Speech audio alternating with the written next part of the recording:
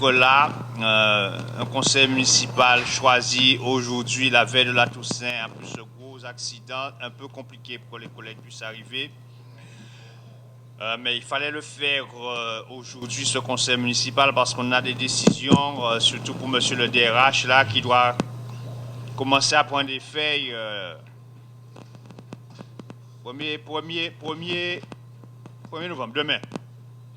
Donc il fallait délibérer aujourd'hui. Ce ne sont pas des décisions, bien sûr, qui impactent la vie de la collectivité. En ce qui concerne la collectivité, on pourrait toujours attendre, mais qui impactent la vie du personnel. Donc c'est plus en faveur du personnel qu'on doit prendre ces décisions-là, en faveur de la collectivité elle-même.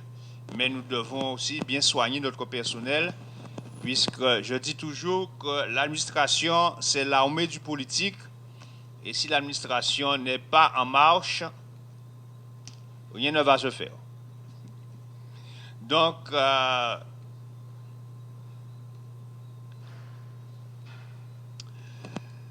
merci pour votre présence. Alors, on a 13 points à l'ordre du jour. Attendez. On a 13 points à l'ordre du jour. Et il y a bien sûr des points hors bordereau. Donc, on va devoir voter pour valider l'ordre du jour. Donc, on va commencer bien sûr par faire l'appel et par désigner une secrétaire de séance. Ludivine, il paraît que je dois te proposer d'être secrétaire de séance. C'est ce qu'on m'a soufflé à l'oreille. Tu es démocratiquement d'accord? Merci. Donc, Ludivine, si tu es démocratiquement d'accord, fais-nous l'appel des braves, s'il te plaît. Alors, Sapoti Jocelyn, Glorieux Ephrem, Treyal Bon Christiane, Féliciane Bruno, Petro Métoni Manuela, Bozor Lucien, Maxime Bajazé Liliane, Moulin Rodrigue, Burat Gladys, Saint-Cily Jean-Louis, Génipa Annie, Combe Yvon, Font Sylviane, Francillonne Saturnin, Belfort Jacqueline, Citadelle Christian, Dagonia Sylvie, Promeneur Richard, Vengada Salon Patricia, Ratier Martelin, Clara Riga, Maricel Arthur, Gatibel Zacharine, Maricel Didier, Marcellus Ludivine, Arna Salon Cindy, Abella Annick, Rosamond Francia, Ajas Patrick, Rémi Bruno, Gracchus Benjamin, Gracchus, autant pour moi, Bématol Edwige, Ramassami Nicole.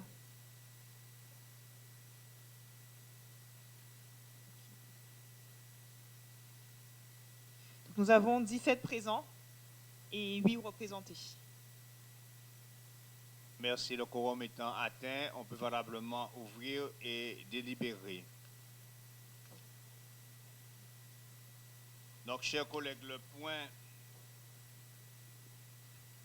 premier point consiste à modifier l'ordre du jour en ajoutant 3 nouveaux points qui sont hors bordereau. La création d'un emploi non permanent à temps non complet en accroissement temporaire d'activité et autorisation de recrutement d'un agent contractuel sur cet emploi. L'installation de distributeurs de boissons et de nourriture. Et nouvelle tarification du dispositif CNC. C'est quoi CNC? D'accord. Donc c'est pour le ciné-théâtre. Installation de distributeur de boissons et de nourriture, c'est à la médiathèque, c'est ça? Ok, très bien. Qui est contre? Qui s'abstient? Donc adopté pour la modification de l'ordre du jour. Ah, il y a encore un autre? Ah, il y a 4 hors de on me dit, voilà. En création d'un emploi non permanent en accroissement saisonnier autorisant le recrutement d'un agent contractuel sur cet emploi. Ah, il y a 2 créations d'emplois, monsieur. D'accord. Ok. Donc, mais on va faire ça passer en un seul point. C'est la même chose. 2 créations, mais on fait un seul point. On le fait passer en 11 avec 2 créations. Et alors, on présente les 2 postes dans un seul point. C'est 2 créations d'emplois du même type. Les 2 sont non permanents.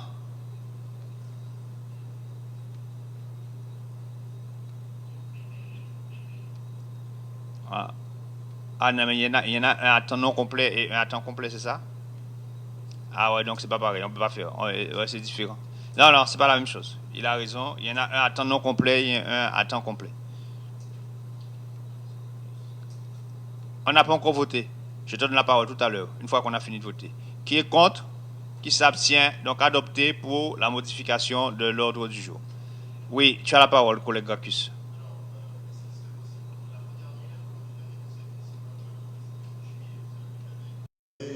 Attention sur le fait qu'il n'y avait plus depuis un certain temps les PV.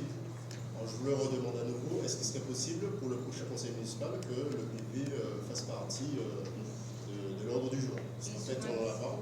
Ils sont à dispo au service de la santé. Ah bon? Tous les PV. Non, il parle des PV qu'on n'a pas encore votés.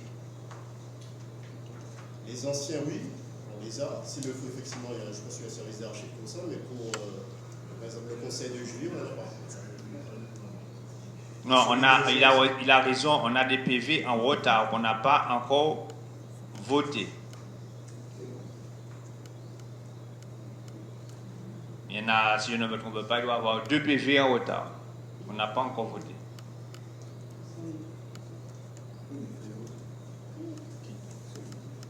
Il a raison.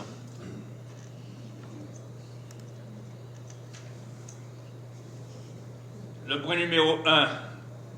Décision modificative numéro 1, exercice 2024, budget principal de la ville.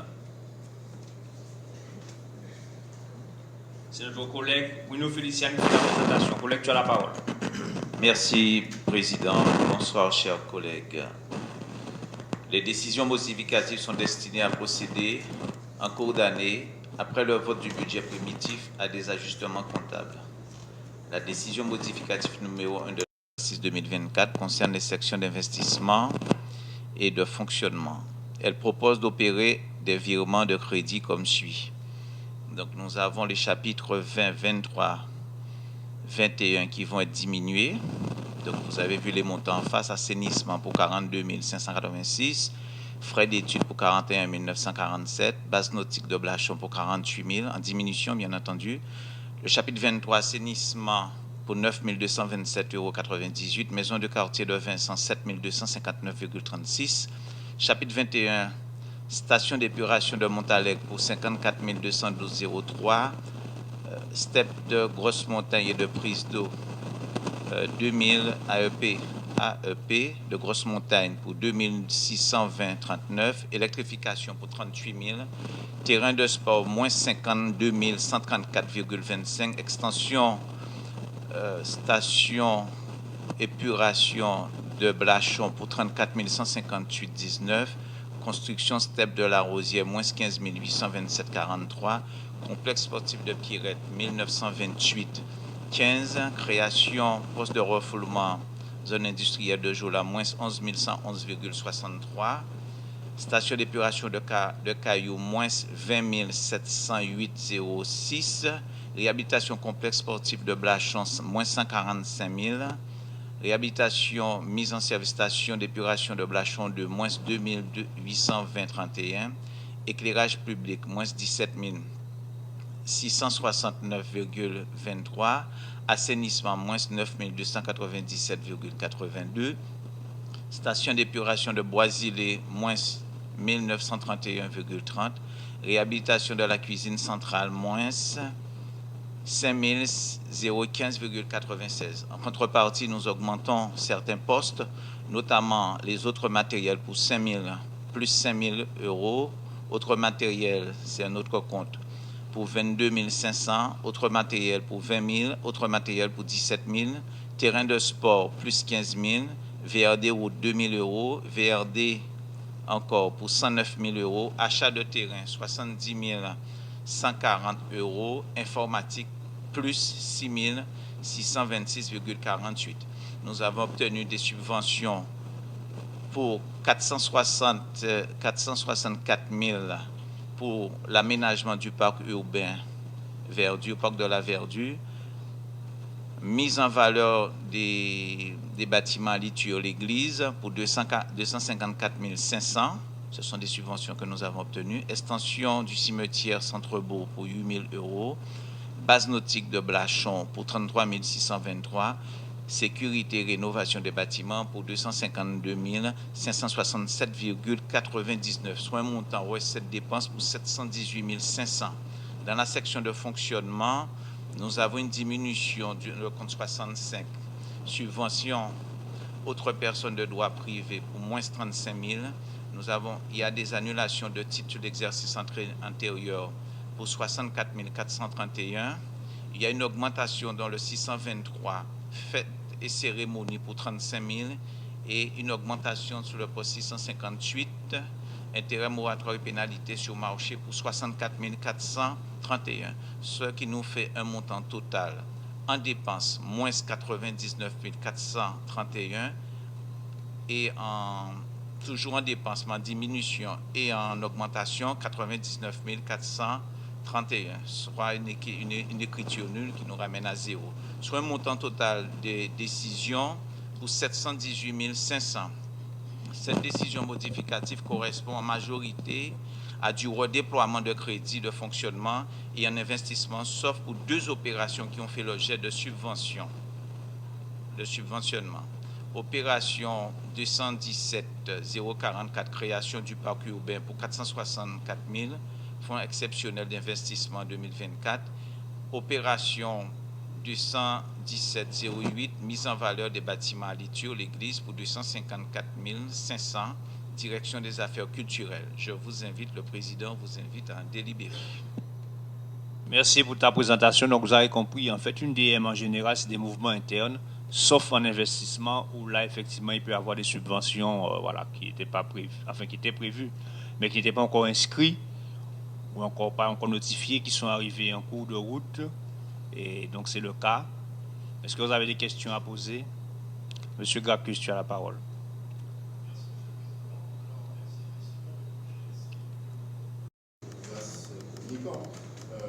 Il y a quand même des interrogations à se poser et je pense également qu'il y a des inquiétudes entre guillemets apaisées de votre part.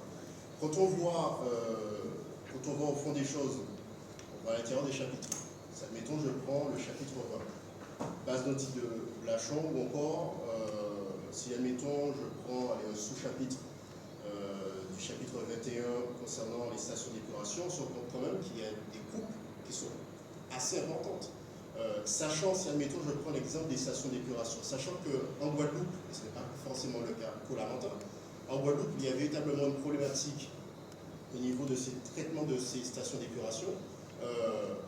Est-ce qu'il est bienvenu de retirer 54 000 euros sur les stations d'épuration telles que Montalègre?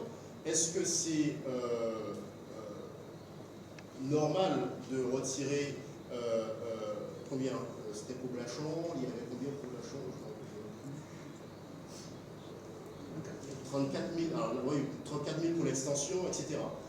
Il y a quand même un besoin à ce niveau-là, et voir qu'il y a des réductions, ça fait quand même, il y a quand même des interrogations à poser. Alors, qu'est-ce qui pourrait justifier ce choix, du moins ces choix, dans ces sous-chapitres précis? Vous avez vos questions? Alors, pour répondre aux collègues, en fait, ce sont des écritures d'autres collègues. J'explique. Nous n'avons pas la compétence aujourd'hui ni de l'eau ni de l'assainissement. Seulement en 2014, quand nous sommes arrivés aux affaires, on avait la compétence. Donc, comme on avait la compétence, on a été très proactif.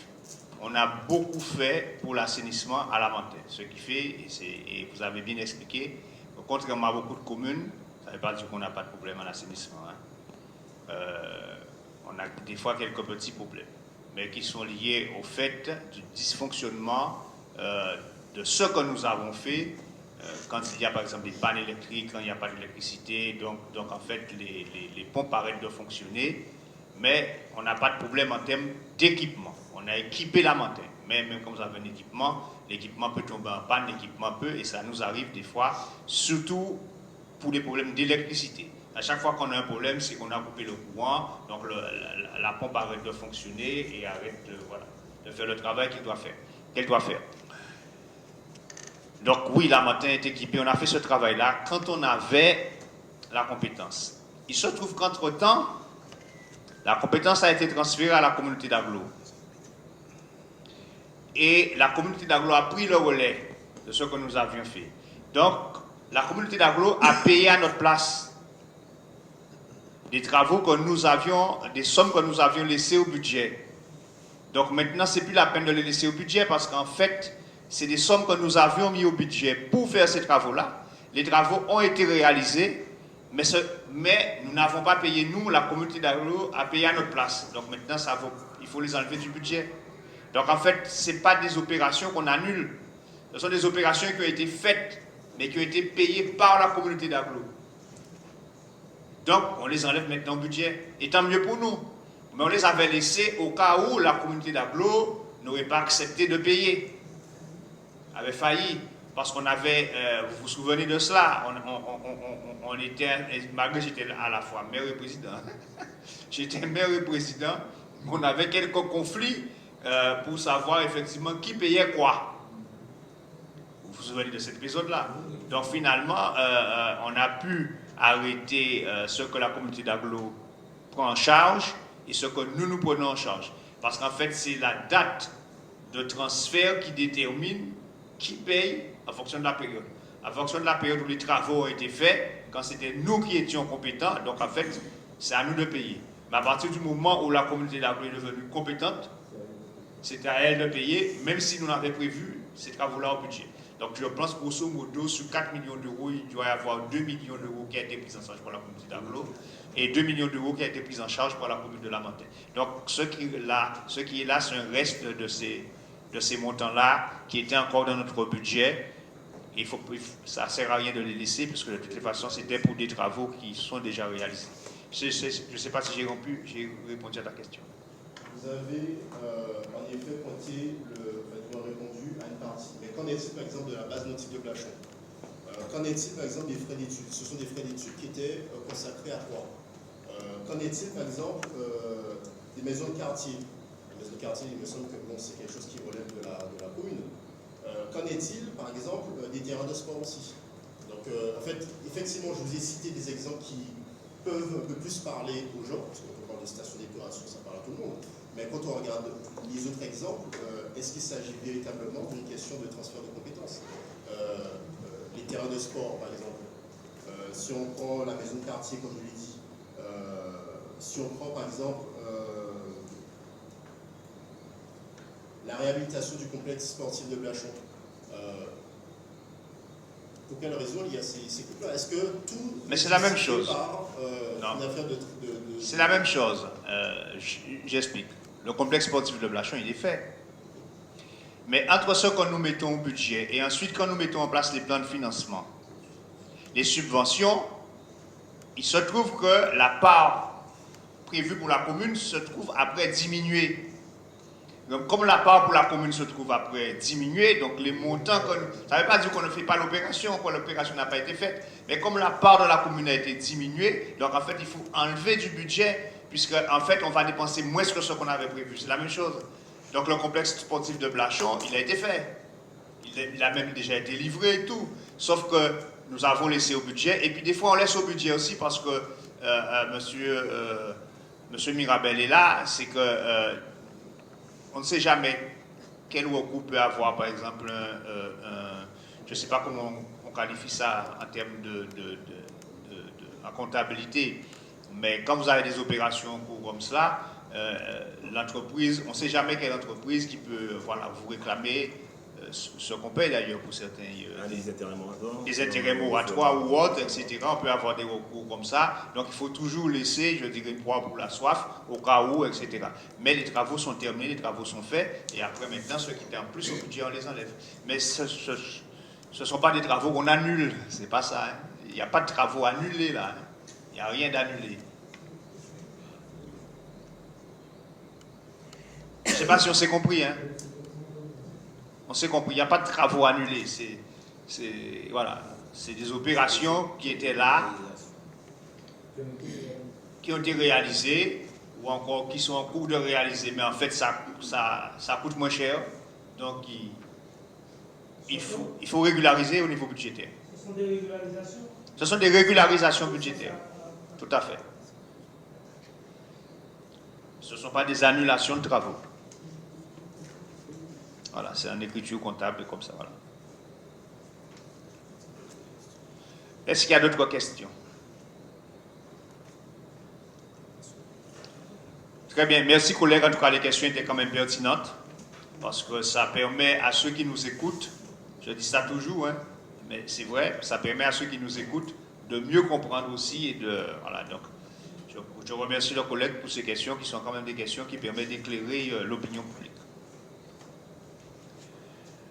On passe au vote. Qui est contre? Qui s'abstient? Ça fait combien? Vous avez des procurations?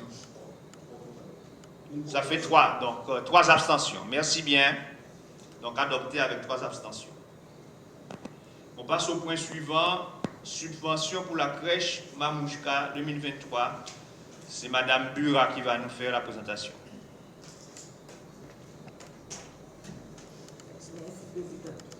La lettre circulaire de la Caisse nationale des allocations familiales 2020-01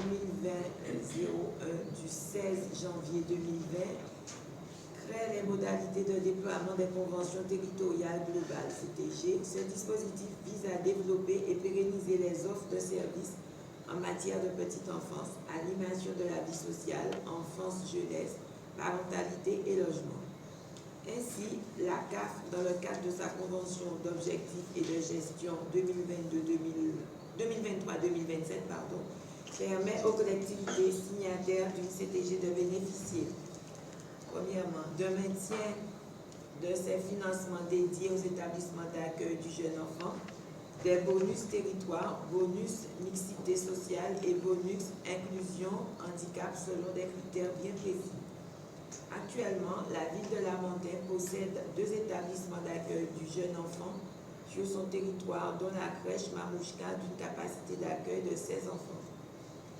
Pour l'année 2023, le montant arrêté par la crèche Mamouchka pour ses charges d'exploitation est de 257 116 €. Les différentes participations de la CAF sont les suivantes. PSU EAJE 126 874 €, PS heures de concertation c'est 168,97 €, bonus territoire 43 332 048 €. La participation des familles est quant à elle de 151 757 000 €. La crèche Mamouchka a sollicité une participation financière de la ville pour un montant de 30 000 €. Afin d'accompagner l'association dans l'accueil de 16 enfants, le service enfance-jeunesse propose de renouveler la subvention communale annuelle de 30 000 € en référence au bilan d'activité et données comptables de 2023. Le maire propose au conseil municipal d'émettre un avis favorable sur l'attribution d'une subvention de 30 000 € pour la participation aux dépenses de fonctionnement de la crèche Mamouchka pour l'année 2023. Le président vous invite à délibérer.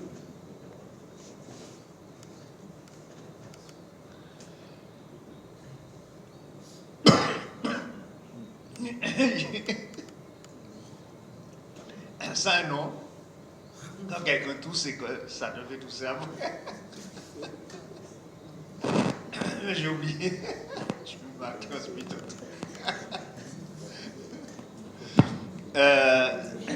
Il y a-t-il des observations, collègues? Y a-t-il des observations? Oui, Francia, vas-y. Non, je ne te vois pas, c'est pas de ma faute. Les 16 enfants qui sont pris en charge par la crèche, sont les enfants du territoire ou uniquement les enfants de la communauté? De là? De la ville de la route? La crèche est sur le territoire de la montagne. Nous, on n'a pas la main sur les effectifs. Mais bon, comme la loi l'oblige, hein, c'est une obligation qu'il y ait un accompagnement des collectivités des crèches. Donc les 2 crèches de la montagne sont accompagnées par la collectivité. Sans accompagnement, il n'y a pas... Bon, mais je pense que c'est de la Montinois, parce que vu le nombre de demandes qu'il y a sur le territoire de la montagne, et puis en termes de proximité et autres, je pense que c'est de la Montinois. Parce qu'aujourd'hui, on est en sous-effectif. L'offre n'est pas suffisante aujourd'hui pour le nombre de demandes qu'il y a en termes de places de crèche. C'est pour ça qu'on a un projet d'ailleurs de création d'une nouvelle crèche à Pierrette. Voilà, qui est un projet qui devrait se réaliser. Mais bon, je ne sais pas si Mme Tico, tu as un œil sur l'origine des enfants. Non, pas vraiment, mais il est vrai que la majorité des enfants viennent du Lamentin. Je ne sais pas si c'est la totalité, mais en tout cas, la majeure partie vient du Lamentin. C'est ça. Merci. On passe au vote. Qui est contre, qui s'abstient. Donc adopté à la majorité. Merci beaucoup. Point suivant, s'il vous plaît. Subvention pour la crèche Marcel Cheval. C'est toujours Mme Burat. La lettre circulaire de la Caisse nationale des allocations familiales, CNAF, 2020-01 du 16 janvier 2020 crée les modalités de déploiement des conventions territoriales globales, CTG.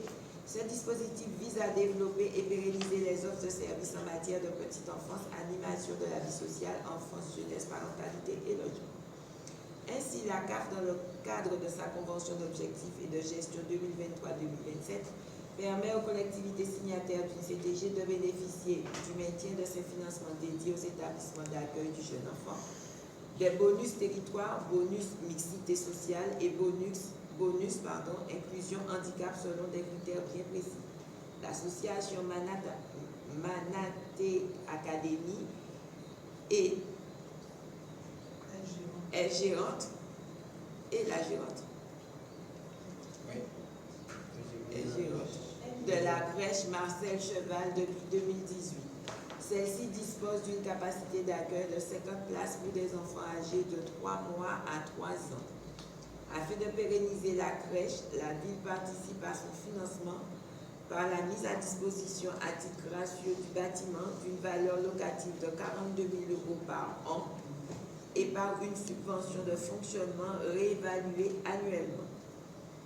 Pour l'année 2024, le montant arrêté par la crèche Manaté Académie pour ses charges d'exploitation est de 661 744 € et 39 centimes. La participation de la CAF est évaluée à 333 845 € et 72 centimes, comprenant les prestations suivantes. PSU EAJE 313 296 € et 83 centimes. PS heures de concertation 1518 € et 12 centimes. Bonus territoire 135 414 000 €. La participation des familles est quant à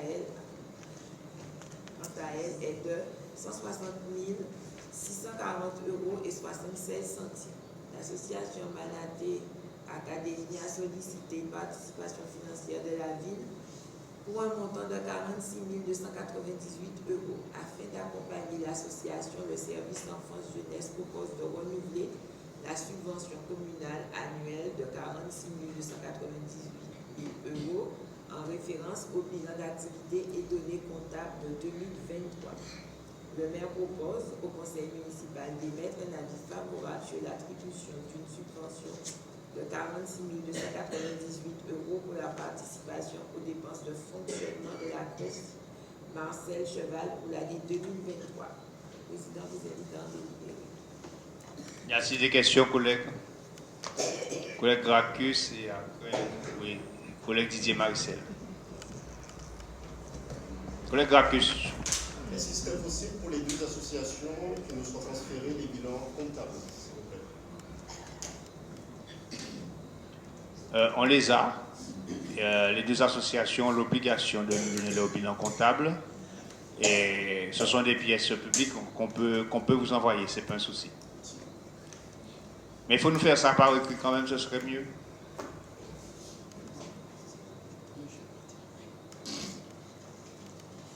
On peut, oui, Didier, tu as la parole. Dans le même sens que M. Gracchus, est-ce que ces crèches bénéficient d'un accompagnement au niveau de la gestion financière et comptable? Je sais que les structures, généralement, de façon globale, ont beaucoup de difficultés à être pérennes dans le temps. Alors, pour avoir suivi l'évolution de nos subventions et le comportement des gestionnaires des crèches, je n'ai pas arrêté de féliciter Mme Tico et son service et ceux qui sont avec elle. Je peux vous dire que Mme Tico et qui c'est qui est avec toi? C'est Madame Librac. ouais. Épluche très très bien épluche très bien la comptabilité des crèches et le suivi des crèches, si bien que depuis quelque temps, je peux dire que je ne sais pas si toutes les communes sont comme ça, si toutes les crèches sont comme ça, mais j'ai eu à féliciter aussi les gestionnaires des crèches. Il y a une transparence, une très très belle transparence, une bonne transparence, et les deniers que nous mettons là-dedans sont très très très justes. Et conséquence, c'est que la participation de la mairie a diminué depuis quelques années, grâce bien sûr à la précision des chiffres et à la transparence des chiffres et au travail qui est fait par le service de Mme Tico. Donc à ce niveau-là, je peux dire que les crèches de la Montagne sont bien tenues. Il y a seulement la première crèche, Manouchka, qui a quelques difficultés, mais qui n'a rien à voir avec sa comptabilité. C'est que Manouchka est victime, je pourrais dire, du fait que là où est Manouchka, c'est enclavé, Manouchka ne peut pas se développer, et sans développement, c'est comme une entreprise qui n'arrive pas à se développer, ses charges augmentent, mais il y a un besoin, il y a de la demande, mais n'arrive pas à se développer. Mais nous avons une proposition pour Manouchka qui devrait se réaliser l'année prochaine, et on pourrait permettre à Manouchka de se développer et de pouvoir se pérenniser. Mais autrement, je ne pense pas qu'aujourd'hui, il y ait des épées de Damoclès sur les crèches de la Montagne. Merci pour la réponse. Alors, par rapport à la CTG, à la Convention d'objectifs à la Convention territoriale globale entre la CAF et ces crèches, est-ce qu'on peut nous préciser le déficit de nombre de places au niveau de la Montagne? Est-ce qu'on a l'information par rapport à la population? Je ne sais pas si tu as le chiffre. Je sais qu'on est en déficit, mais je ne sais pas si tu as le chiffre. Alors, je n'ai pas l'information précise puisque ça évolue. Mais quand nous avons fait donc, les diagnostics pour la Convention territoriale globale, nous avions estimé un déficit entre 40 et 50 places en tenant compte des demandes qui étaient en attente au niveau des crèches et des assistantes maternelles également, et surtout les crèches. En revanche, je peux préciser que nous avons quand même des micro-crèches qui sont apparues, mais il est vrai que les montants sont plus élevés pour les familles. On a combien de micro-crèches qui ont apparu? On a une micro-crèche et on a d'autres projets de micro-crèches qui arrivent. Ok. Voilà, donc si vous avez des parents, vous avez des gens qui veulent s'installer, investir dans ce domaine-là, il y a du travail dans ce domaine-là et le marché est porteur. Voilà. Mais pour pour des gens qui savent bien s'organiser et bien gérer. On va passer au vote. Qui est contre, qui s'abstient, adopté. Merci pour la petite enfance de la Montagne. Le point suivant,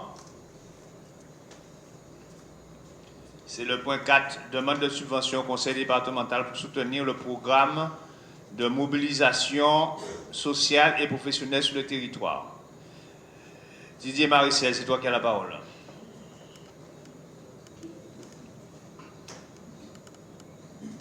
Alors, la ville de Lamantère envisage de mettre en place un programme de remobilisation sociale et professionnelle destiné au public en difficulté, en complément du travail réalisé par les partenaires qui œuvrent dans le domaine de l'accompagnement social et professionnel. Pour ce faire, elle sollicite le soutien financier du conseil départemental. Ce projet constitue un levier d'inclusion ou de réinclusion sociale préalable à toute insertion ou réinsertion socio-professionnelle durable, permettant ainsi à terme d'augmenter le nombre de personnes mises en parcours et repérer et accompagner les personnes dites invisibles. Il constitue un point de départ pour s'engager dans un processus de reconstruction et de remobilisation de ces publics autour d'actions diversifiées et ciblées. Les actions constituant ce programme sont les suivantes. Donc, action numéro 1, petit déjeuner de l'orientation. Donc, l'objet matinée d'information autour de petit déjeuner permettant au public cible d'échanger, de s'approprier et de renforcer les connaissances indispensables à son entrée durable sur le marché du travail. Donc, le public concerné, personnes éloignées de l'emploi, nombre d'actions 4, coût global du projet 1 300 €. Action numéro 2, village d'information, j'entre dans la vie, active, que faire. L'objet, village d'information sur les démarches administratives, réunissant l'ensemble des instances et partenaires à même d'informer et d'accompagner le jeune public dans la réalisation de ces démarches. Première déclaration d'impôt, demande de logement, inscription en France Travail, etc. Public cible, les jeunes âgés de 16 à 25 ans, nombre d'action 1, coût global du projet 1 000 €. Action numéro 3, 4e édition du mois d'insertion. Objet, programme d'activité riche favorisant l'insertion professionnelle des personnes éloignées de l'emploi, incluant un grand nombre d'actions, notamment réunion d'information, job d'éthique, recrutement service civique, recrutement d'alternance. Public cible, personnes éloignées de l'emploi, nombre d'actions 1, coût global du projet 10 000 €. Action numéro 4, matinée d'immersion en entreprise au cœur des métiers. Objet, action d'immersion en entreprise qui permet au public cible de découvrir un métier ou une activité afin de conforter ou réorienter son projet professionnel. Public cible, personnes éloignées de l'emploi, nombre d'actions 3, coût global du projet 1 400 €. Action 5, bourse clé, conduire, lire et écrire. L'objet, aide financière destinée à soutenir 10 personnes en situation d'illettrisme pour l'obtention du permis de conduire. Public cible, personnes en situation d'illettrisme de niveau 3 et 4, nombre d'action 1, coût global du projet 22 000 €. Action 6, médiation itinérante. L'objet, acquisition de minibus et de matériel pour amplifier les actions de terrain sur le territoire et aller à la rencontre du public dit invisible. Public cible, les invisibles, personnes isolées et en difficulté. Nombre d'action 1, coût global. 50 000 €. Action 7, chantier jeunes citoyens. Mise en place d'actions citoyennes à destination des jeunes en difficulté, notamment décrochage scolaire, délinquance, etc., moyennant d'une indemnité. Public cible, jeunes âgés de 15 à 17 ans, repérés en difficulté. 6 par session. Nombre d'action 3, coût global du projet 9 600 €. Action numéro 8, tiers-lieu jeunesse. Création d'un espace spécifique à la jeunesse favorisant l'échange en luttant contre la délinquance. Jeunes âgés entre 16 et 25 ans, nombre d'action 1, coût global du projet 40 000 €. Action numéro 9, action intergénérationnelle. Ticosé d'antan. Temps d'échange et d'activités intergénérationnelles autour des us et coutumes d'antan et d'aujourd'hui pour lutter contre la fracture entre les générations et perpétuer les traditions. Public, jeunes et personnes âgées. Nombre d'action 3, coût global du projet 3 200 €. Action numéro 10, projet socio-sportif, notamment les événements sportifs, tournois de football, basketball, jeux, etc. Au cœur des quartiers pour prévenir la délinquance, développer des valeurs citoyennes, renforcer le lien social et l'activité dans les quartiers. Alors, pour le public ciblé, nombre d'action 3, coût global du projet 4 700 €. Le coût global de ce programme s'élève à 143 000 €. La commune sollicite une demande de subvention auprès du conseil départemental à hauteur de afin de favoriser la mise en place des actions ciblées. Le budget prévisionnel est le suivant. En dépenses, programme de remobilisation sociale et professionnelle, 143 000 euros. Participation département, 114 000 euros. Commune de la Montagne, 28 600 euros, soit 143 000 euros. Le maire vous invite à en délibérer. Merci. Y a-t-il des questions, collègues? Collègue Gracchus, tu as la parole. Alors, ce n'est pas tant une question, mais c'est un commentaire que je me permets de faire. En fait, quand on parle d'insertion professionnelle, c'est une question qui est effectivement éminemment importante, surtout dans un territoire comme le nôtre, un territoire qui est marqué par un fort taux de chômage, notamment chez les jeunes. Sauf que la question de l'insertion professionnelle ne peut avoir de sens que si il y a une vraie politique d'accompagnement des entreprises et in fine, s'il y a véritablement une vraie politique de développement économique. Or, quand on regarde aujourd'hui, ce n'est pas forcément véritablement le cas. Est-ce que, malheureusement, même si c'est triste à dire, les efforts peuvent être présents, mais est-ce que ce n'est pas des coups d'épée dans l'eau? Là, c'est une interrogation.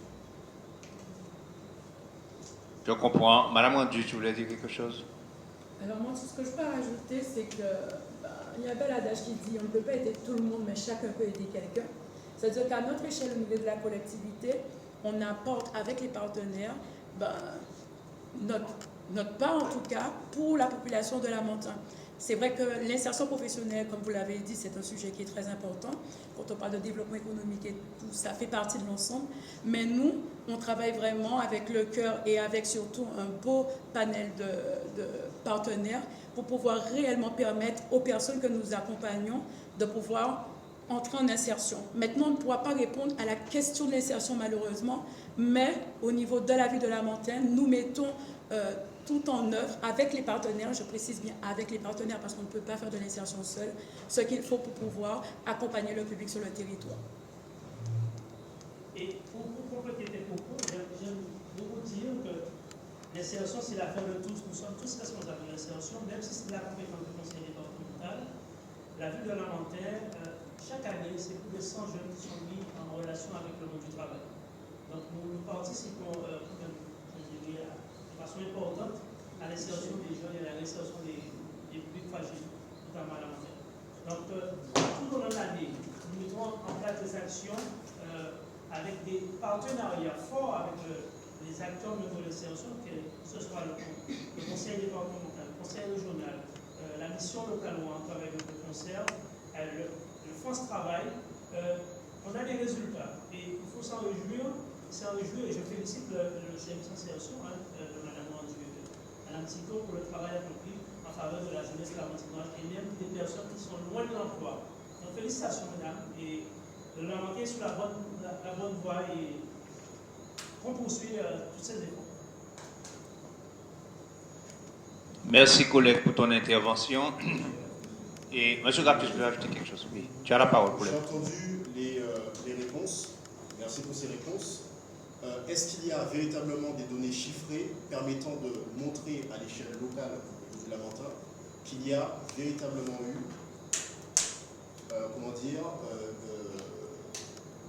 une finalité dans cette politique d'insertion professionnelle? C'est-à-dire que, oui, on peut effectivement, comme l'a dit le collègue, il y a des actions qui sont menées pour pouvoir mettre les jeunes en relation avec les entreprises. Ça, c'est une chose. Mais est-ce que dans les 6 mois, les 12 mois, les 24 mois ou autres, est-ce qu'il y a une intégration pure et simple de ces jeunes dans ces entreprises-là? Est-ce que, in fine, ils arrivent à trouver du travail? Est-ce que, in fine, on a des données quantitatives qui permettent d'évaluer cette politique locale d'insertion? Je vais donner la parole à Madame Monge, peut-être qui va répondre très précisément, mais globalement, elle va avoir plus de précision que moi, je peux déjà vous dire oui. Parce que rien que sur les emplois contrats civiques, c'est ça?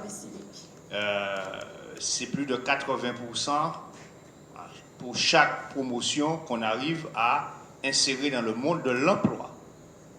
Donc, c'est déjà ça. Bon, sans oublier ceux qui aujourd'hui, je connais, sont passés par là, travaillent chez nous, à la mairie, parce qu'ils ont passé des concours, sans oublier ceux que je connais aujourd'hui qui ont passé des concours en France, qui sont passés chez nous et qui veulent revenir, et je vois passer maintenant leur demande de mutation pour rentrer parce qu'ils ont pu trouver du travail ailleurs mais veulent revenir en Guadeloupe. Oui, il y en a qu'on a pu, voilà, maintenant quel chiffre précisément, Mme Mandu pourra dire, peut-être qu'elle a plus de précision que moi. Pas peut-être, sûr, elle a plus de précision que moi.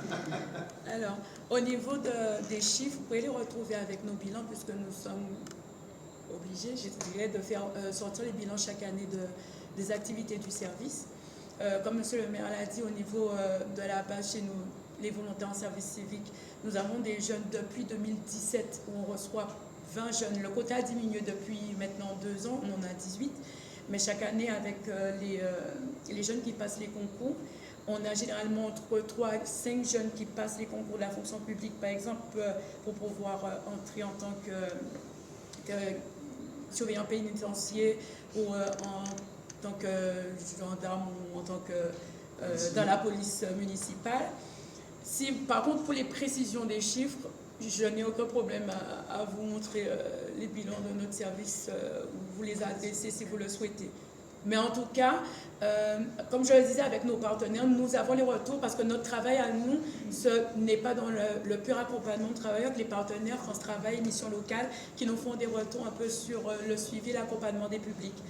Avec le mois d'insertion également, qui est une action qu'on mène maintenant depuis 4 années, nous avons également des bons retours.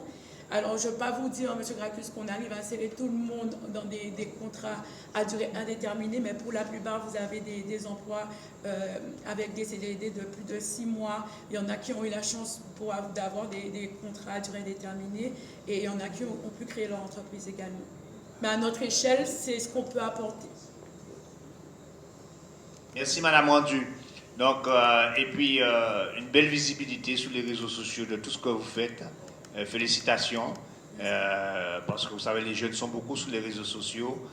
Franchement, ce n'est pas pour vous envoyer des fleurs après que Didier l'ait fait, mais un jeune lamantinois qui a envie et qui veut se renseigner par rapport à l'insertion, eh bien, grâce à vous, il a les informations à sa disposition. Donc, maintenant, est-ce qu'il a le profil par rapport à ce qui est demandé, etc. Ça, c'est une autre question.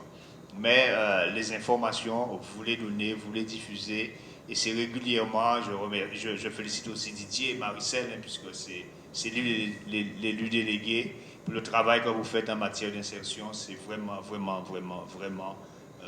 pourrais dire, très très bien pour la population et pour les jeunes.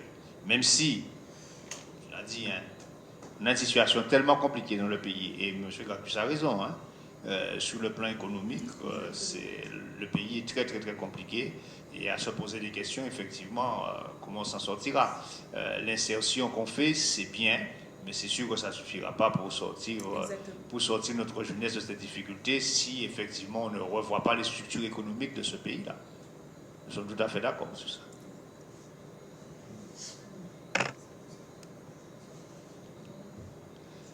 On peut passer au vote, s'il vous plaît. Qui est contre, qui s'abstient.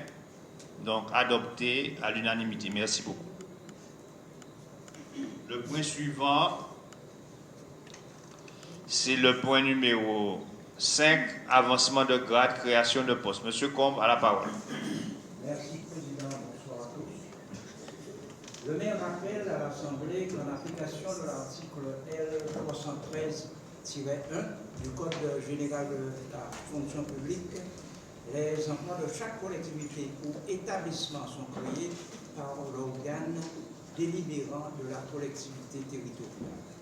Il appartient au conseil municipal de fixer l'effectif des emplois à temps complet, non complet nécessaires au fonctionnement des services et modifier le tableau des emplois et des effectifs.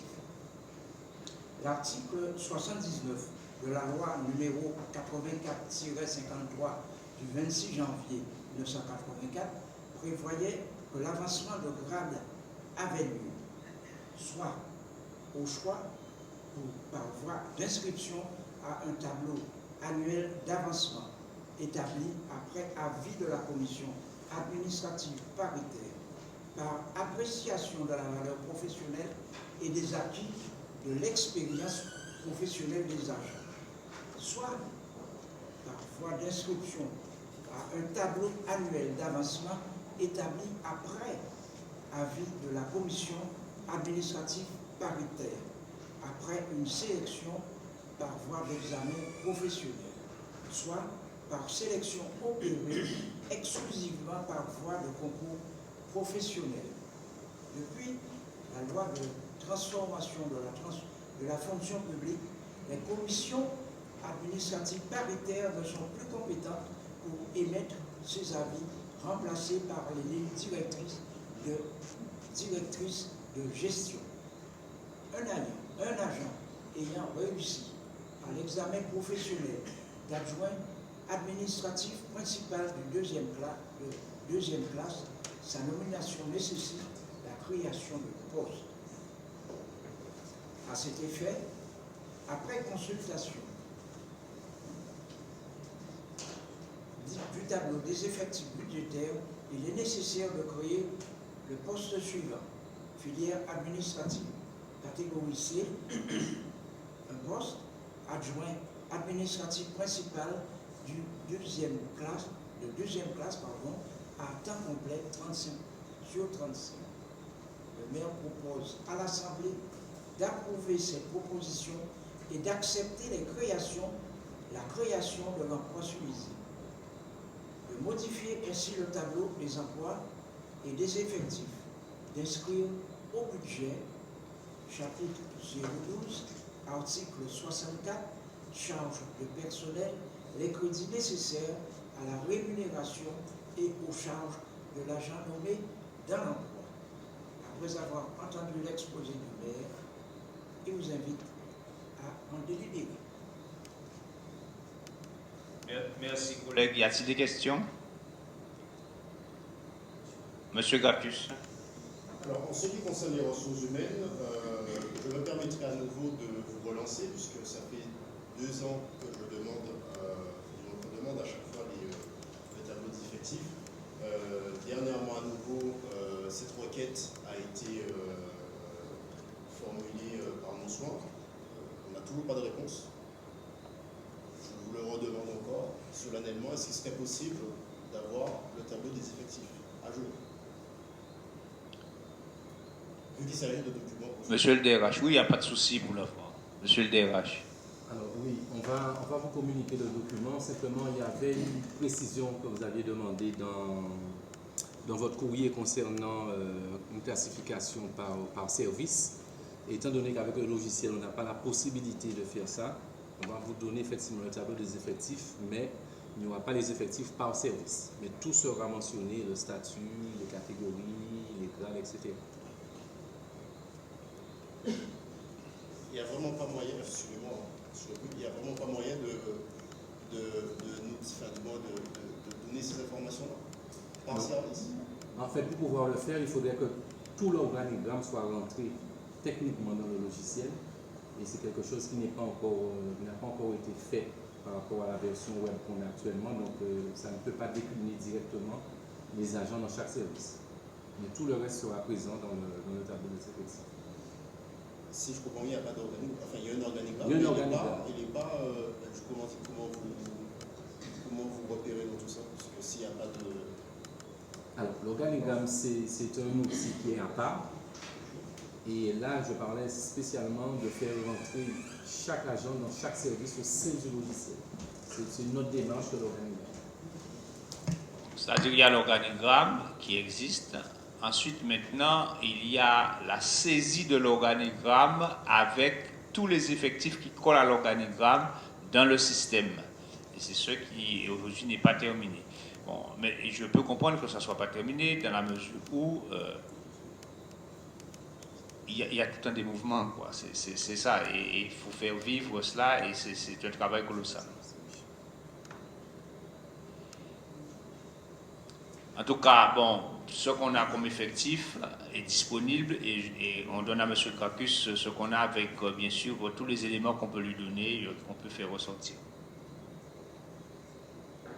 Y a-t-il d'autres questions, collègues? Sinon, on passe au vote. Qui est contre? Qui s'abstient? Donc, adopté à l'unanimité. Merci, collègues. Le point suivant, qui est le point numéro 6. Modification de la délibération numéro 2017-03-13 relative à la création de postes d'avancement de grade et stagérisation des agents de la collectivité. Merci, Président. Le maire rappelle à l'Assemblée qu'en application de l'article L313-1 du Code général de la fonction publique, les emplois de chaque collectivité ou établissement sont créés par l'organe délibérant de la collectivité territoriale. Il appartient donc au conseil municipal de fixer l'effectif des emplois à temps complet et non complet nécessaires au fonctionnement des services. L'autorité territoriale peut modifier par délibération la durée de travail applicable à un emploi à temps non complet en fonction des besoins de la collectivité et dans l'intérêt du service. Cette modification de la durée de travail à hausse ou à la baisse, est assimilée ou non à une suppression d'emploi suivie de la création d'un nouvel emploi. Si elle n'excède pas 10% du temps de travail initial et ne fait pas perdre à l'agent son affiliation à la CNRACL. La modification du nombre d'heures n'est pas assimilée à une suppression d'emploi. Pour rappel, le seuil d'affiliation à la CNRACL est de 28 heures. L'Assemblée délibérante peut délibérer sans saisine préalable du comité social territorial et le fonctionnaire ne peut refuser la modification de son temps de travail. Si la modification du temps de travail excède 10% du temps de 0,23 mai initial, la saisine du comité social territorial est requise. L'accord de l'agent est requis. Si la modification entraîne une suppression d'emploi, l'Assemblée doit saisir le CST avant de délibérer. Compte tenu des besoins identifiés au sein des services et nécessitant une augmentation du temps de travail, le comité social territorial a été consulté le 18 janvier 2024 et a rendu un avis favorable pour les modifications du temps de travail concerné. Cas de saisine du comité technique pour les cas d'espèce, passage de 26 heures à 28 heures, moins de 10%, pas de saisine, passage de 26 heures à 30 heures, supérieur à 10%, saisine du CST, passage de 26 heures à 35 heures, supérieur à 10%, saisine du CST, passage de 28 heures à 30 heures, moins de 10%, pas de saisine, passage de 28 heures à 35 heures, supérieur à 10%, saisine du CST, passage de 30 heures à 35 heures, supérieur à 10%, saisine du CST. L'autorité territoriale, en vertu de son pouvoir de création des emplois par l'organe délibérant, peut modifier le temps de travail de certains agents. Il convient de modifier la durée hebdomadaire d'un emploi créé par la délibération numéro 2017-03-13/13 qui a été prise lors du conseil municipal du 22 mars 2017. Cette augmentation est supérieure à 10% du temps de travail initial et sera effectuée comme suit. Catégorie C, nombre 1, grade de temps travail actuel, adjoint technique à temps non complet 30-35 heures, temps de travail modifié, adjoint technique à temps complet 35e. Le maire propose, conformément aux dispositions fixées aux articles L542-1 à L542-5 du Code général de la fonction publique, de supprimer le poste correspondant dont les durées du temps de travail sont précisées dans le tableau ci-dessous et de créer simultanément les nouveaux postes selon les nouvelles modalités ci-dessous. La date d'effet de la suppression du poste et de la création simultanée du nouveau poste est fixée au 1er novembre 2024. Le président vous demande d'en délibérer. Merci, chers collègues. Y a-t-il des questions? Il n'y a pas de questions, on va passer au vote. C'est une formalité obligatoire. Qui est contre, qui s'abstient, donc adopté à l'unanimité. Trois abstentions. Point suivant, point numéro 7. création d'emplois non permanents et autorisation de recrutement d'agents contractuels sur ces emplois. Maricel Arthur a la parole. Merci, Président. Le maire appelle à l'Assemblée qu'en application de l'article L313.1 du Code général de la fonction publique, les emplois de chaque collectivité ou établissement sont créés par l'organe délibérant de la collectivité territoriale. Il appartient donc au conseil municipal de fixer l'effectif des emplois à temps complet et non complet nécessaires au fonctionnement des services. L'article L332, 23, 1 et 2 du Code général de la fonction publique autorise le recrutement sur ces emplois, sur des emplois non permanents d'agents contractuels pour un accroissement saisonnier d'activité pour une durée maximale de 6 mois sur une période consécutive de 12 mois et accroissement temporaire pour une durée maximale de 12 mois sur une période consécutive de 18 mois. Ainsi, compte tenu des besoins de la collectivité, il est proposé au conseil municipal de créer, à compter du 1er novembre 2023, les emplois non permanents suivants. Le tableau ci-dessous fixe les modalités. Donc, emploi contractuel, catégorie C, opérateur principal des APS, nombre et volume horaire hebdomadaire, 2 postes à 30 heures, temps non complet. Donc ce sont des postes titulés du poste animateur éducatif sportif, type de recrutement, emploi non permanent, accroissement temporaire d'activité, niveau de recrutement, diplôme dans le domaine de sport, rémunération par référence au cadre d'emploi, au cadre d'emploi des opérateurs principaux et APS. Majoration de traitement de 40%, nature de la mission, mettre en place et encadrer des activités sportives. Donc, poste de catégorie C, adjoint technique, nombre et volume horaire hebdomadaire, 1 poste à 26 heures, temps non complet. Poste agent de surveillance de la voie publique, ASVP, type de recrutement, emploi non permanent, donc accroissement temporaire d'activité. Niveau de recrutement, diplôme de niveau 3, rémunération par référence au cadre d'emploi des adjoints techniques territoriaux, majoration de traitement de 40% possible, nature de la mission. La SVP a pour mission principale de veiller à l'application des règles de stationnement et à la réglementation de la voie publique. Il participe à des missions de prévention aux abords des bâtiments scolaires, sécurise le passage des piétons sur la voie publique. Poste de catégorie C, adjoint technique, nombre et volume horaire hebdomadaire. Donc le poste agent polyvalent au sein du pôle service technique et pôle développement durable.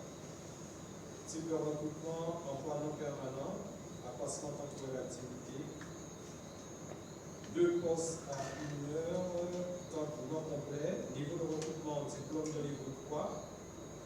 Rémunération par référence de cadre d'emploi des agents techniques territoriaux, nature effectuer diverses tâches relevant d'un adjoint technique. Poste de catégorie C, agent technique, nombre et volume horaire, 1 poste à 35 heures, temps complet. Intitulé du poste électricien au sein du pôle service technique, type de recrutement emploi non permanent, accroissement temporaire d'activité, diplôme de niveau 3, rémunération par référence au cadre d'emploi des adjoints techniques territoriaux, majoration de traitement de 40%, effectuer, nature de la mission, effectuer diverses tâches relevant d'un adjoint technique, notamment celle de l'électricien. Poste catégorie technicien, nombre et volume d'emploi hebdomadaire, un poste à 35% temps complet. Intitulé du poste responsable sécurité des systèmes d'information, emploi non permanent. Niveau de recrutement, diplôme de niveau 7, rémunération par référence au cadre d'emploi des techniques territoriaux, majoration de traitement de 40%. Nature de la mission, organisation et mise en œuvre de la sécurité des SI et des SI de la collectivité, garantir l'intégrité, l'accessibilité et la disponibilité des SI, des systèmes informatiques, sensibilisation des utilisateurs aux enjeux de sécurité.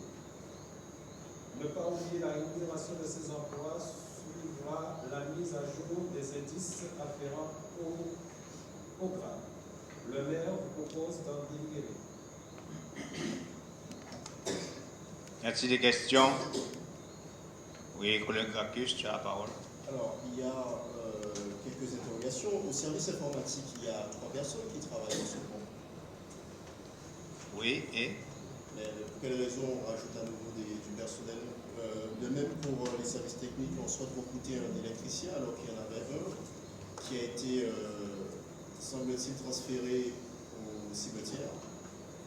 Pour quelles raisons maintenant recruter quelqu'un si cette personne était déjà présente et jusqu'à preuve du contraire faisait le travail? alors, premièrement, au niveau service informatique, il faut renforcer les services informatiques parce qu'il faut savoir que nous avons un programme sur la montagne. Je ne sais pas si tu veux ajouter quelque chose. Voilà, où nous sommes en train de mettre en ligne, par exemple, une application.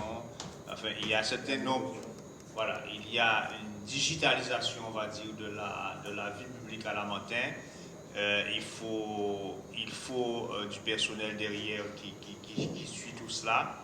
Et le chef de service m'a demandé du renfort. Et moi, je ne suis pas omniscient, je ne sais pas tout. L'élu qui travaille avec lui me confirme qu'on a ces besoins-là. Donc, autant que possible, quand on peut, on le fait. D'autant plus que c'est un jeune. Il a été formé par nous, il a été formé chez nous, il a donné satisfaction. Donc, on l'insère dans la vie professionnelle parce qu'il est bon et la demande est là, le service est là et le travail est là et voilà. Donc, ça c'est... Oui, vas-y, tu peux ajouter. Alors, merci camarades, bonsoir à tous. Ce que je vais ajouter concerne plus particulièrement tout ce qui est cybersécurité. Aujourd'hui, c'est vraiment la plaie. On a l'obligation, et je le dis avec beaucoup d'insistance, d'être très pointu là-dessus. Alors, à titre d'information, la commune de Lamentin et 3 autres communes en Guadeloupe sont les seules à être aussi pointues en cybersécurité. Et là, on avait absolument besoin de quelqu'un de grand acabit, en compétence sur les systèmes, en compétence sur les softs notamment, et surtout en compétence avec un niveau d'ingénieur en tout cas, capable de mettre en place tout ce qui est cybersécurité. Très prochainement, on a encore un rendez-vous avec l'ANSSI, donc l'État est à cheval derrière ça. Et Lamentin n'a pas subi d'attaque, mais il y a des communes qui ont subi des attaques. Juste pour vous dire ça. La région même a subi des attaques. Et là, on ne peut pas juste avoir 2 personnes, 3 personnes pour faire ça. C'est pas possible. C'est tellement immense, mais si vous voulez un de ces jours, on pourra en discuter. Je vais vous présenter des choses. Vous allez être ahuris sur ça. Donc, on a absolument besoin de quelqu'un de bon acabit pour pouvoir suivre, mettre en place, sécuriser notre réseau qui a beaucoup évolué, beaucoup évolué, avec très prochainement aussi, même toute la partie caméra derrière. Donc ça ne peut pas se faire au hasard, on a besoin de personnes de qualité, et c'est pour ça que le maire a accepté la chose. J'ai beaucoup poussé aussi pour ce jeune-là, parce qu'il est de niveau, franchement de niveau, et donc Lamentin ne peut prendre que de bonnes personnes. C'est un Lamentinois en plus. Voilà. Très bien. Bon, maintenant, ce qui concerne le service électricité, nous avons effectivement un effectif aujourd'hui qui était au travail, mais il nous fallait une qualification que nous n'avions pas à Lamentin. Même celui qui est au cimetière, aujourd'hui, n'avait pas cette qualification-là. Et depuis que nous avons recruté ce jeune Lamentinois, je pense que la vie des Lamentinois en termes d'éclairage public a changé. Moi-même, j'ai vu la transformation de mes 2 yeux sur tout le territoire de Lamentin, et c'est une recrue de qualité. En plus, un jeune Lamentinois, et je pense que nous allons voter quelque chose ce soir d'ailleurs pour améliorer sa situation en termes professionnels, parce que vraiment c'est une très bonne recrue pour la commune de Lamentin. Et je suis fier de ce jeune Lamentinois. Franchement, j'ai eu l'occasion de le lui dire. Et non seulement lui, il est dynamique, mais en plus, il a dynamisé l'équipe aussi. Il a donné il a donné une autre dimension à l'équipe, il a donné envie à l'équipe et il a transformé l'équipe par son arrivée. Voilà, donc c'est une très bonne chose. Voilà. Très bien. Je ne sais pas si j'ai répondu à vos questions. C'est-à-dire que même si j'avais gardé celui qui est parti au cimetière, j'aurais été obligé d'embaucher un jeune comme celui-là parce qu'il a les qualifications que les autres n'ont pas en termes de... Je ne sais pas, moi, comme je le dis, moi je ne suis pas technicien, mais je fais confiance aux techniciens et aux personnes qui sont en charge de ça. On passe au vote qui est contre, qui s'abstient. Contre, c'est bien ça, hein? Contre? Voilà, donc il y a 3 contre et adopté donc à la majorité. Le point suivant, c'est le point numéro... C'est lequel je me suis perdu là. C'est le point numéro 8. Création d'emplois pour stagérisation. C'est le collègue, notre collègue, Amdi Vial, c'est toi. Merci Président, bonjour à tous. Le maire rappelle à l'Assemblée qu'en application de l'article L 313-1 du Code général de la fonction publique, les emplois de chaque collectivité ou établissement sont créés par l'organe délibérant de la collectivité territoriale. Il appartient donc au conseil municipal de fixer l'effectif des emplois à temps complet et non complet nécessaires au fonctionnement des services. Afin de pérenniser les emplois d'agents contractuels ayant fait leur preuve professionnellement, le maire propose donc de créer les emplois suivants permettant leur stagérisation. Filière administrative, catégorie C, 2, adjoint administratif à temps complet, 35 €. Filière technique, catégorie C, 5, adjoint administratif à temps complet, 35 €. Le maire propose à l'Assemblée d'approuver cette création de poste, de modifier ainsi le tableau des emplois et des effectifs. D'inscrire au budget, chapitre 012, article 64, charge de personnel, les crédits nécessaires à la rémunération et aux charges des agents nommés dans les emplois. Après avoir entendu l'exposé du maire et délibéré, le président nous demande d'en délibérer. Y a-t-il des questions, collègues? Je ne vois pas trop. Il n'y a pas de questions, donc on passe au vote. Qui est contre, qui s'abstient? Adopté donc avec 3 abstentions. Le point numéro 9.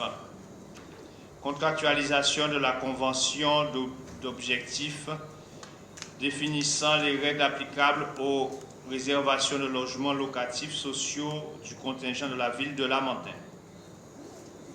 C'est notre collègue, c'est notre collègue Bural, si je ne me trompe pas. Non, oui, c'est bien toi. Gladys, c'est toi. Merci, Président.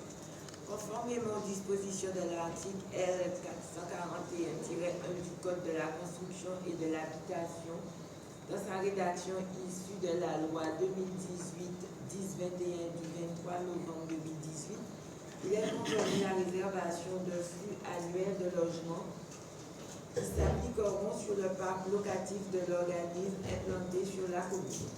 La présente convention annule et remplace l'ensemble des conventions de réservation éventuellement conclues antérieurement entre les deux parties. La convention de réservation qui vous est proposée précise les modalités de mise en œuvre des attributions dont les flux annuels de logement exprimés en pourcentage de façon compatible avec les orientations définies en la matière et selon les territoires dans le cadre de la conférence intercommunale du logement, CLI, lorsqu'elle s'applique et les engagements souscrits dans le cadre de la Convention intercommunale d'attribution CIA lorsqu'elle existe. Cette convention de réservation porte sur une assiette de logements soumis à gestion, à flux et l'affectation d'un flux annuel de propositions de logements aux réservataires parmi parties prenantes de la présente convention, au titre des droits acquis de la date de signature de la présente convention. Le périmètre géographique concerné par la présente convention est la ville de La Montagne. La convention de réservation de l'État, contingent préfectoral pour les publics prioritaires et les fonctionnaires, a été signée le 17 juillet 2024 par le préfet. Désormais, les conventions entre les bailleurs et les autres réservataires pourront être signées. Voilà ci-dessous la convention que nous propose la Société immobilière de la Guadeloupe, la CID. Le Conseil est invité à se prononcer sur la convention jointe en annexe. Le Président vous invite à délibérer.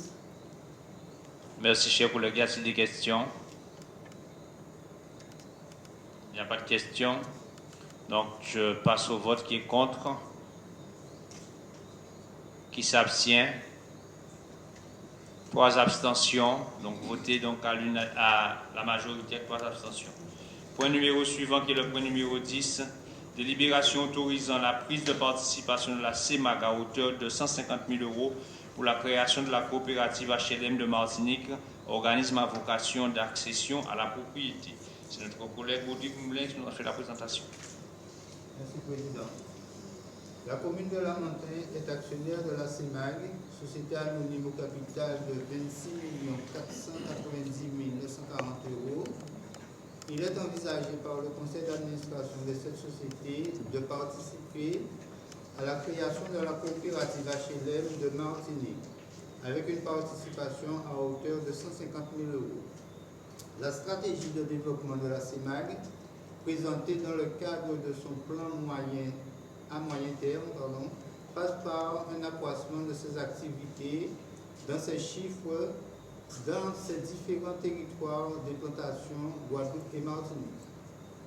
La CEMAG est présente en Martinique avec un parc de 885 logements en gestion et une équipe de 8 collaborateurs assurant aussi bien la construction et la gestion du parc locatif social propre que l'accompagnement des collectivités territoriales dans le cadre des mandats qu'elles sont amenées à lui confier. Par courrier en date du 22 janvier 2024, le président de la collectivité territoriale de Martinique, la CTM, a invité l'ensemble des bailleurs sociaux présents sur le territoire à participer à la création de la coopérative HLM de Martinique à hauteur de 150 000 € chacun.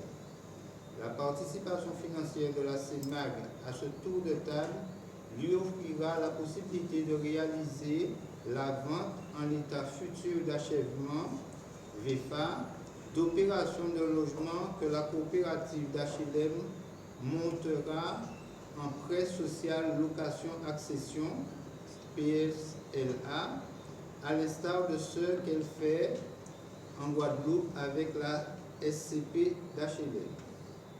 Ce sera là un atout indéniable pour obtenir des élus et maires des communes de Martinique la validation de programmes locatifs sociaux adossés à des opérations de type PSLA sur leur territoire. Au regard du statut de la société d'économie mixte locale, cette prise de participation nécessite réglementairement au préalable une décision de notre conseil d'administration, mais également la saisine de chacune des collectivités ayant un siège au conseil d'administration de notre société. En application des dispositions de l'article L. 1524-5 du Code général des collectivités territoriales et de la loi 3DS du 21/02/2022, toute prise de participation d'une société d'économie mixte locale dans le capital d'une société commerciale doit faire préalablement l'objet d'un accord express des collectivités locales disposant d'un siège au conseil d'administration de la CEMAC. Après avoir été approuvé par le conseil d'administration de la CEMAC par délibération en date du 7 février 2024, ce projet de prise de participation de la CEMAC à la création de la coopérative HLM de Martinique est soumis à votre approbation. Le maire vous invite à en délibérer. Alors, juste une précision, collègue, il faut savoir que cela n'a aucun impact sur le budget de la commune. C'est juste autoriser la CEMAC à faire une opération. Comme nous sommes actionnaires, il faut qu'on délibère pour que la CEMAC puisse avoir autorisation de le faire. Voilà. Mais il n'y a aucun engagement financier pour la commune de La Montagne dans cette affaire-là. Y a-t-il des questions? Il n'y a pas de questions, donc on passe au vote. Qui est contre? Qui s'abstient? Donc, adopté donc, à la majorité, moins 3 abstentions. Contre. Point numéro 11. Création d'un emploi non permanent à temps non complet, un accroissement temporaire d'activité et autorisant le recrutement d'un agent contractuel sous cet emploi. C'est notre collègue Marcellus Ludivine qui nous en fait la présentation.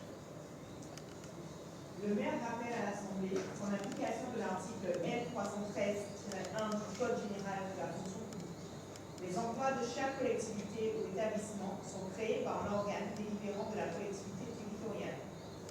Il appartient donc au conseil municipal de fixer l'effectif des emplois à temps complet et non complet nécessaires au fonctionnement des services. L'article L332-23 du Code général de la fonction publique autorise le recrutement des emplois non permanents d'agents contractuels pour un accroissement temporaire d'activité pour une durée maximale de 12 mois sur une période consécutive de 18 mois, renouvellement courant. Ainsi, il est proposé au conseil municipal de créer, à compter du 1er novembre 2024, un emploi non permanent sur le grade d'attaché territorial, catégorie A, dont la durée hebdomadaire de service est de 17h30 sur 35 heures et de l'autoriser à recruter un agent contractuel pour une durée de 12 mois maximum sur une période de 18 mois. Cet agent assumera des fonctions de chargé de mission à temps non complet. Il devra justifier d'un diplôme de l'enseignement supérieur de niveau 7 minimum. L'agent contractuel sera rémunéré par référence à la grille indiciaire afférente au grade des attachés territoriaux. Le tableau ci-dessous fixe les modalités. Alors, en catégorie A, nombre de volumes horaires hebdomadaires, un poste à 17h30. Donc, le poste est un poste de chargé de mission. Type de recrutement, c'est un emploi non permanent, un croissement temporaire d'activité, à temps non complet. Article L332-23, 1 du Code général de la fonction publique. Niveau de recrutement, diplômé de l'enseignement supérieur, niveau 7 minimum. Rémunération donc, par référence au cadre d'emploi des attachés territoriaux. Majoration de traitement de 40%. Nature de la mission, chargé de mission. Niveau de rémunération, prix indiciaire des attachés territoriaux. Le maire vous propose d'en délibérer. Merci, chers collègues. Merci des questions. Pas de questions. Qui est contre? 3 contre. Qui s'abstient? Adopté donc à la majorité. Point numéro 12, notre collègue. Pardon?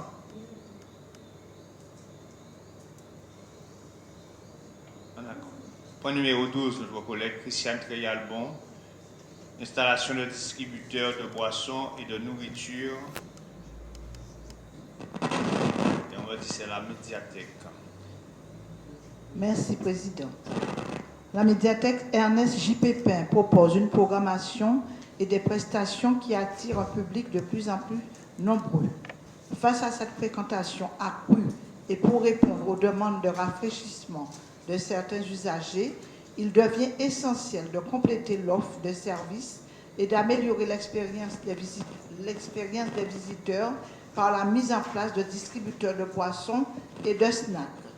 Les distributeurs répondant à toutes les normes en vigueur proposent une sélection évolutive de boissons chaudes et froides et de snacks, dont la liste et les tarifs sont portés en annexe. Les tarifs de vente en machine augmentent de 10%, permettent de couvrir les frais d'électricité générés par les distributeurs. Une commission de 10% est reversée chaque trimestre à la collectivité sur le volume mensuel de vente. Toutes les boissons chaudes sont à 1 € à la consommation.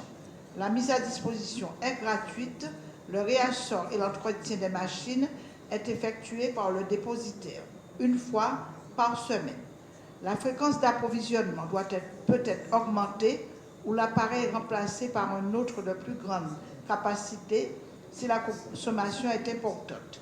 À l'inverse, si le minimum de consommation n'est pas atteint, à savoir 350 € par mois pour le distributeur de boissons fraîches et de snacks, 250 € par mois pour le distributeur de boissons chaudes, le matériel peut être enlevé ou remplacé par un appareil de moindre capacité sans frais pour la collectivité. Ces conditions étant exposées, le maire vous propose d'approuver la mise en place de distributeurs de boissons et de snacks à la médiathèque Ernest J. Pépin. Il vous demande d'en délibérer. Y a-t-il des questions, collègues? Oui, Arthur, tu as la parole. Oui, merci, Président. Je voulais savoir où seront placés ces distributeurs exactement au niveau de la médiathèque. Alors, ils ne seront pas placés au niveau de l'espace d'art. Voilà, on ne peut pas les mettre dans la partie bibliothèque par rapport au livre, parce qu'il n'y a pas vraiment de lecture. Et d'ailleurs, nous avons fait l'acquisition de mobilier. Donc, il y a des coins qui seront, des espaces qui seront installés pour permettre justement aux usagers de pouvoir, ou sinon à l'extérieur, de pouvoir se restaurer. Il faut savoir qu'il y a des personnes qui restent par moment toute la journée et il n'y a rien à proximité. Il y a une forte demande de pouvoir, ne serait-ce que prendre du jus, un café, voilà, ce genre de produits. Ça sera au niveau du bar.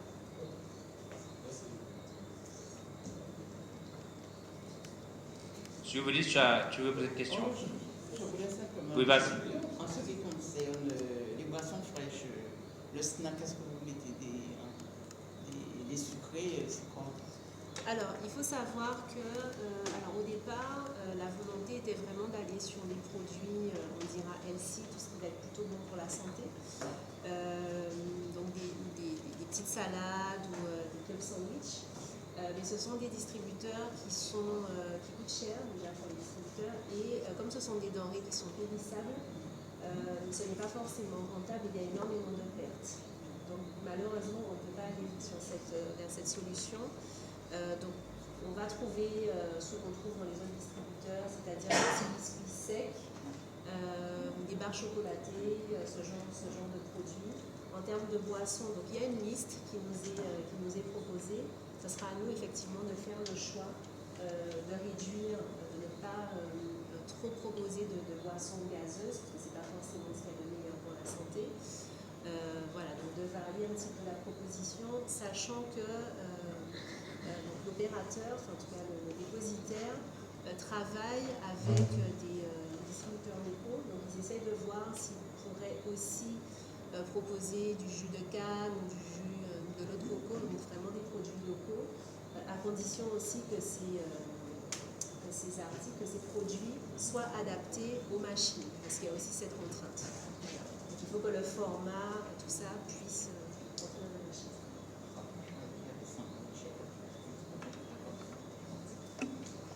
D'autres questions?